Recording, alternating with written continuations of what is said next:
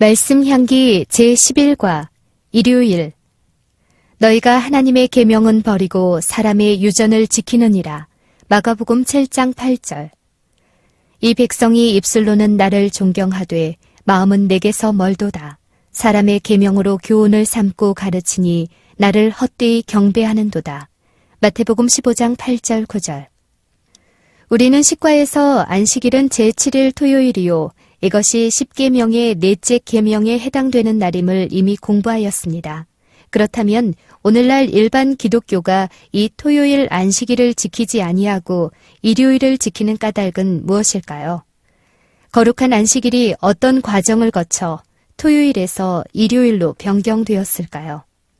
거기에는 무슨 이유가 있을 것입니다. 그러면 성경의 기록과 역사를 통해서 그 내력을 살펴보겠습니다. 일요일을 지키게 된 동기.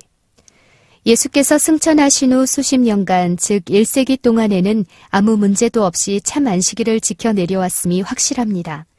왜냐하면 성경상 가장 나중에 기록된 요한의 3번째 편지서 가운데도 안식일의 변경에 관한 아무런 언급이 없기 때문입니다. 그런데 2세기에 접어들면서 거짓되이 일컫는 지식에 망령되고 허한 말과 변론을 좇는 사람들이 있어 믿음에서 벗어나는 일들을 하였습니다. 알렉산드리아의 클레멘트와 갈타쿠의 법률학자 터둘리안이 그들의 저술에서 처음으로 일요일을 주의 날이라 기록하였는데, 그들의 저술은 로마 카톨릭 교회 신학 형성의 기초가 되었습니다. 이것이 2세기의 일입니다.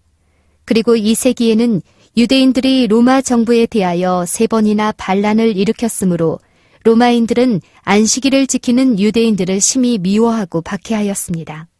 따라서 유대인들과 같은 안식일을 지키는 그리스도인들도 곤란을 겪게 되었습니다. 그러므로 유대인으로 주목받는 것이 싫어서 주일 중 제1일에 집회하는 그리스도인들이 덜어 생겨났습니다. 이리하여 안식일 지키는 일이 토요일에서 일요일로 옮겨가는 계기를 이루었습니다. 태양신 예배와의 관계. 그 당시 로마 나라에는 바벨론에서 전해온 일, 월, 화, 수, 목, 금, 토의 치료 제도가 이미 보급되어 있었습니다. 또 로마 나라 안에는 상당한 수의 유대인과 그리스도인들이 있었으므로 그들은 성경상의 주일제도 곧 안식일을 지켰습니다. 그리고 당시 로마 나라에서 가장 왕성했던 종교는 태양신을 숭배하는 미트라교였는데, 이 미트라교를 믿는 사람들은 태양의 날인 일요일을 경축일이요, 토성의 날인 토요일은 불길한 날이라고 생각하였습니다. 그리하여 그리스도인들이 참 안식일을 지키는데 지장이 적지 않았습니다. 그러다가 기원 후 321년 3월 7일에 로마 황제 콘스탄티누스 1세가 일요일 휴업령을 반포하여 참 안식일을 지키는 자들이 더욱 괴로움을 당하게 되었습니다. 그는 모든 관리와 도시민과 직공들은 태양을 예배하는 날에 휴업하라고 포고하였습니다. 전설에 의하면 콘스탄티누스 황제가 기독교에 입교했다고는 하나 내용적으로는 정략적인 의미가 다분히 있었던 것이라고 합니다. 그는 기독교를 보호하는 것처럼 하여 기독교도들을 기쁘게 하면서 일요일 휴업을 기독교도들에게 강행시켰습니다. 동시에 한편으로는 일요일 휴업령으로 말미암아 태양신을 예배하는 대중의 마음을 사는 데도 성공하였습니다. 즉, 종교를 통일시키는 것이 그의 목적이었던 것입니다. 그리하여 참 안식일을 지키는 것이 정권의 압박에 의하여 점점 어려워졌습니다. 교회 측의 타협적 태도. 이런 형편에서 교회가 참된 그리스도교 정신을 가졌다면 이를 완강히 반대해야 할 것이었는데, 괴이하게도 교회는 도리어 타협적으로 나갔습니다. 즉, 교회는 세속적인 권세에 편승하여 진리보다도 편리주의로 나갔던 것입니다. 그리하여 기원 후 364년경에 라오디게아 종교회의에서 아래와 같은 결의를 하였습니다. 종교규칙 제29조. 그리스도인은 유대인들처럼 안식일을 게을리 보내서는 안 된다. 그날에는 일해야 한다. 그러나 주의 날, 일요일은 특별히 존중해야 하고 될 수 있는 대로 이날에는 그리스도인들이 일을 해서는 안 된다. 정부에서나 교회에서나 일요일에 휴업하라고 하기 때문에 사람들은 무조건 맹종하게 되었습니다. 그리하여 마침내 태양 예배일이 그리스도 교회의 성일이 되어버리고 그것이 오늘날에까지 미치게 된 것입니다. 그러면 어찌하여 하나님의 계명에 위배되는 모독 행위가 이렇듯 간단하게 실현될 수 있었는가가 의문스럽습니다. 그러나 이러한 중대한 반역 행위의 배후에는 사탄의 활동, 즉 악마의 힘이 작용했다는 확증을 볼 수 있습니다. 성령의 감동을 받은 바울은 이미 이 일에 관하여 예고하기를 먼저 배도하는 일이 있고 저 불법의 사람 곧 멸망의 아들이 나타나기 전에는 이르지 아니하리니 저는 대적하는 자라 범사에 일컫는 하나님이나 숭배함을 받는 자 위에 뛰어나 자존하여 하나님 성전에 앉아 자기를 보여 하나님이라 하느니라. 불법의 비밀이 이미 활동하였으나 악한 자의 임함은 사탄의 역사를 따라 임하리니 라고 하였습니다. 이 성경 구절에서 우리는 교회 자체 안에 적 그리스도가 생긴다고 한 것을 주목하여야 하는데 숭배함을 받는 자 위에 뛰어나다라고 말하고 하나님 성전에 앉아 자기를 보여 하나님이라 칭하는 자가 누구인지에 대하여 깊이 생각해 볼 필요가 있습니다. 그런데 이 같은 사실이 구약 다니엘서에 더욱 분명히 예언되어 있음을 볼 수 있습니다. 다니엘이 꿈에 본 네 짐승. 다니엘은 벨사살 왕 원년에 한 이상한 꿈을 꾸었습니다. 하늘에 네 바람이 큰 바다로 몰려 불더니 큰 짐승 넷이 바다에서 나왔는데 그 모양이 각각 달랐다. 첫째는 사자와 같은데 독수리의 날개가 있고 둘째는 곰과 같은데 그것이 몸 한편을 들었고 그 입의 이 사이에는 새 갈빗대가 물려 있었으며 셋째는 표범과 같은데 그 등에는 새의 날개 넷이 있고 그 짐승에게 또 머리 넷이 있으며 넷째 짐승은 무섭고 놀라우며 또 극히 강하며 또 큰 천리가 있어서 먹고 부서뜨리고 그 나머지는 발로 밟았다. 이 짐승은 전의 모든 짐승과 다르고 10뿔이 있는데 다른 작은 뿔이 그 사이에서 나더니 먼저 뿔 중에 셋이 그 앞에 뿌리까지 뽑혔으며 그 작은 뿔에는 사람의 눈 같은 눈이 있고 또 입이 있어 큰 말을 하였다. 다니엘서 7장 1절에서 8절 요약입니다. 다니엘이 꿈에 본 네 짐승은 곧 네 나라를 상징한 것인데 사자는 바벨론, 곰은 메데바사, 표범은 그리스, 넷째 무서운 짐승은 로마를 표상하였습니다. 그리고 넷째 짐승의 머리에 10뿔이 있는 것은 로마에서 분열될 10 왕국을 상징하는데 그 10뿔 외에 다른 한 뿔이 나타났습니다. 다른 작은 뿔. 이 작은 뿔에 관하여 다니엘은 이렇게 기록하였습니다. 그 10뿔은 이 나라에서 일어날 10 왕이요. 그 후에 또 하나가 일어나리니 그는 먼저 있던 자들과 다르고 또 새 왕을 복종시킬 것이며 그가 장차 말로 지극히 높으신 자를 대적하며 또 지극히 높으신 자의 성도를 괴롭게 할 것이며 그가 또 때와 법을 변개코자 할 것이며 성도는 그의 손에 붙임 바 되어 한 때와 두 때와 반 때를 지내리라. 다니엘서 7장 24절 25절.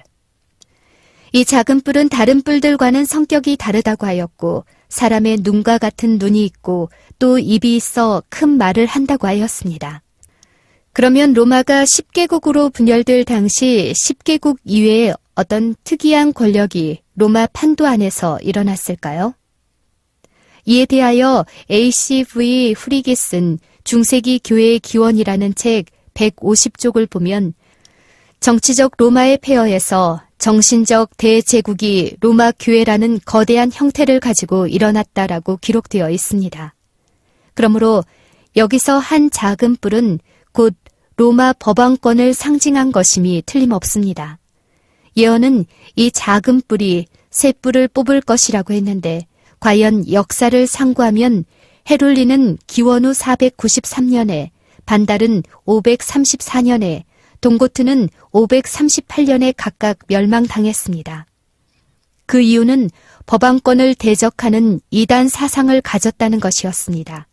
즉, 이 세 나라는 로마 교회가 이단시하는 아리우스파의 종교 사상을 가졌었기 때문에 멸망되었습니다. 1세기 이후에 그리스도교는 로마 나라 전국에 퍼졌으며 주요 도시에는 어디에나 교회가 있게 되었습니다. 각 교회에는 책임자들이 있었는데 그중 로마 교회 감독의 권력은 다른 교회 감독들의 권력보다 뛰어났습니다.